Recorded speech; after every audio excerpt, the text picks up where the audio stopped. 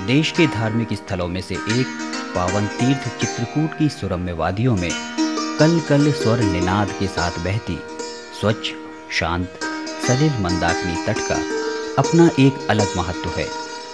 भगवान श्री राम की तपोभूमि चित्रकूट ने हमेशा लोगों को ऊर्जा दी है। दिन दूनी रात चौगनी गति से आगे बढ़ रही इस दुनिया में 40 करोड़ विकलांगों की ओर किसी का ध्यान नहीं था। चित्रकूट में शारीरिक अपंगता के कारण जीवन को बोझ मानकर जी रहे इन लोगों के लिए उम्मीद की किरण जागी है। विकलांगता के बाद भी आत्मनिर्भर बनाने की जो सीख चित्रकूट में स्थापित जगतगुरु रामभद्राचार्य विकलांग विश्वविद्यालय में दी जा रही है, वह न सिर्फ देश बल्कि पूरी मानवता के लिए अद्वितीय उदाहरण है। बहुसंख्यक समाज से उपेक्षित विकलांगों के लिए कुछ करने का नेक इरादा पूज्यपाद धर्म चक्रवर्ती महामहोपाध्याय कवि कुलरत्नम विद्यावाचस्पति श्री चित्रकूट तुलसी पीठाधीश्वर जगतगुरु स्वामी रामानंदाचार्य स्वामी रामभद्राचार्य जी महाराज के मन में आया। प्रारंभ में तुलसी पीठ की स्थापना एवं वहीं प्रज्ञा चक्षु उच्चतर माध्यमिक विद्यालय का प्रारंभ करके विकलांगों के कल्याण हेतु कार्य करने का स्पष्ट संकल्प समाज के सामने रखा।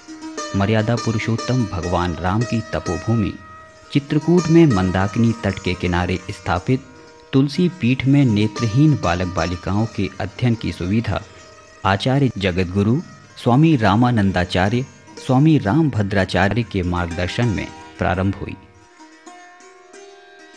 इस कड़ी में विकलांग विश्वविद्यालय का निर्माण कर पूज्यपाद जगतगुरु जी ने समाज को अपने विचारों से अवगत कराया।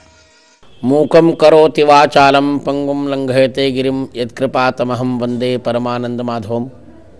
जय विकलांग। भारत में विकलांगों की संख्या लगभग 10 करोड़ की हो चुकी है और ये नाना प्रकार की सामाजिक यातनाओं से जूझ रहे हैं। इन्हें अब तक अधिकार नहीं मिल पाया। स्वतंत्रता के 56 वर्ष होने के पश्चात बीतने के पश्चात भी विकलांग इसी प्रकार निरीह मारा मारा घूमता रहा, जबकि यह भारत की कम से कम 10% संख्या है, अर्थात 100 में 10 विकलांग हैं। इसी दृष्टि से इनकी सर्वांगीण समस्याओं के समाधान के लिए मेरे मन में एक विश्वविद्यालय की परिकल्पना हुई, क्योंकि विश्वविद्यालय ही इनका सर्वांगीण विकास कर सकता है। विश्वविद्यालय ही इनकी समस्या का एक रंगमंच हो सकता है और शिक्षा से ही विकलांग भी शकलांग की भांति उनके कंधे कंधे से कंधा मिलाकर राष्ट्र की धारा में जुड़ सकते हैं। इसी दृष्टि से हमने चित्रकूट में जगतगुरु रामभद्राचार्य विकलांग विश्वविद्यालय चित्रकूट धाम उत्तर प्रदेश की स्थापना की। भगवान की कृपा से इस विश्वविद्यालय को 2F और 12B की UGC द्वारा मान्यता भी दे दी गई, अर्थात अब विकलांग विश्वविद्यालय की डिग्रियां सारे संसार को मान्य होंगी और विकलांग विश्वविद्यालय को सारी ग्रांट की अर्हता ही प्राप्त हो गई हैं। हमारे विकलांग विश्वविद्यालय में चारों विकलांगों का समान समादर है। चारों विकलांगों को अपने भविष्य को सुधारने का अवसर मिलेगा और मिल भी रहा है। वे हैं दृष्टिबाधित विकलांग, मूकबधिर विकलांग, मंदबुद्धि विकलांग और अस्थिबधिर विकलांग, अस्थिविकल विकलांग, अर्थात जो हमको देख नहीं सकते, जो हमको सुन नहीं सकते, जो हमसे कुछ कह नहीं सकते,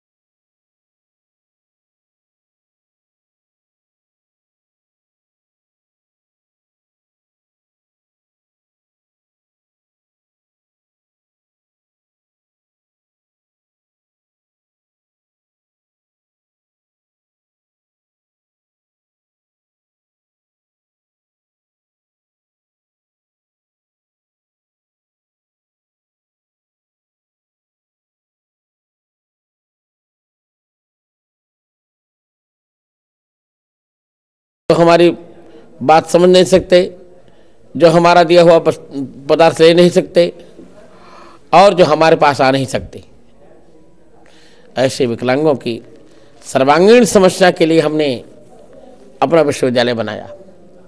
यह विश्वविद्यालय सभी प्रकार के विकलांगों की सहायता करेगा। यहाँ सभी विकलांग अपना अधिकार पा सकेंगे। इसी प्रकार की परम पावनी प्रतिभा का स्वप्न देखकर मैंने विकलांग विश्वविद्यालय के संस्थान का निर्माण किया है।